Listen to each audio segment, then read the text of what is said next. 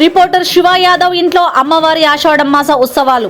ఆషాఢమాసం అమ్మవారి బోనాల సందర్భంగా మల్కాజ్గిరిలోని సీనియర్ జర్నలిస్ట్ శివ యాదవ్ ఇంట్లో ఘనంగా అమ్మవారి ఘటం ఊరేగింపు కార్యక్రమం, ఓడిబియ్యం కార్యక్రమం, డప్పుల మూతలు, శివసత్తుల ఆటలు, భక్తుల యొక్క సంతోషాల మధ్య ఎంతో ఘనంగా ఈ కార్యక్రమం నిర్వహించారు.